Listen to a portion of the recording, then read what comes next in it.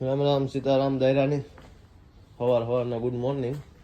અમારે જો 6 વાગ્યા ને અટાણ અમે સ્ટ્રોબેરીનું ખેતર છે અમારું. આમાંથી અમારે પ્લાસ્ટિક હટાવવાના છે, પછી સ્ટ્રોબેરી ઉતારવાની છે. આ અમારા હમદભાઈ મુંજાભાઈ દાયરાની સીતારામ. હું ને મુંજાભાઈ અને પુંજાભાઈ બંને સાથે છે, અને અમારા એક ત્રીજા સાથીદાર સામતભાઈ, તે બાજુનું ખેતર છે, જે અમારો જે ખેતરવાળા ભાઈ છે એના સસરાનું ખેતર છે, તો તે ન્યા ગયા છે. ન્યા પણ આ જ કામ કરવાનું છે. આ જે સ્ટ્રોબેરીનું જ છે. બાકી અમારે રહેવાનું આ તે બધું હાઈકલા છે. રહેવાનું આ તે અટાણ અમે નાવાનો તો વારો આવ્યો ને, કારણ કે ટાઈટ ફાડે નાખે. અટાણ અમે નવાય નહીં, બપોરે નવીરા થાય 2 વાગે 4 વાગે નાહીએ. અટાણે 6 વાગે થી જો ધીરે ધીરે અંજવાળું થયું. એ વાગની સ્ટ્રોબેરી ઉતારવાની છે. પેલા ઉપરના પ્લાસ્ટિક હટાવવાના, પછી જે પાકાઈ ગઈ સ્ટ્રોબેરી ઉતારવાની છે. એવું બધું છે. સ્ટ્રોબેરી ના બધા વિડીયો મૂક્યું ભાઈ. આજે અમારો જે ટાઈમ જડી છે પછી બીજો દિવસ છે. ધીરે ધીરે અમે સેટ થતા જઈએ, એમ તમને બધું દેખાતા જાય. હું ને બાકી જે અહીંયા સ્ટ્રોબેરી નું પેકિંગ થાય. હા,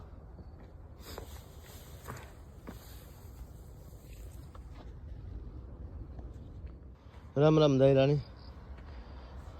જો અમારા મુંજાભાઈ પ્લાસ્ટિક ઉતારે શેરીમાંથી. આ રીતના જો આ પ્લાસ્ટિક હોય એ સવારે ઉતાર નાખવાના અને બસ સાંજે ચડાવી દેવાના.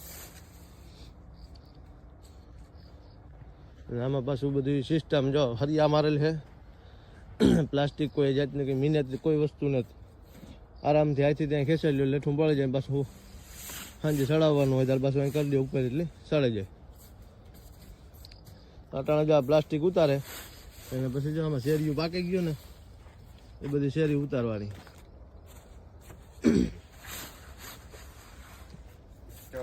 હેલો, આ અમારા મુંજાભાઈ મોઢવાડિયા. આવો સ્ટ્રોબેરી ખાવા આવો. હા, એટલે આ રીતનું સિસ્ટમેટિક ખેતી છે બધી. મહેનત વગરનું છે, કોઈ મહેનત નથી એટલી બધી. અને કામ કરવું હોય એના માટે તો કંઈ નકામું નથી, બધું રેડી છે. આ રીતના અહીં કરી નાખીએ એટલે આ પ્લાસ્ટિક ઉતરે ગયું.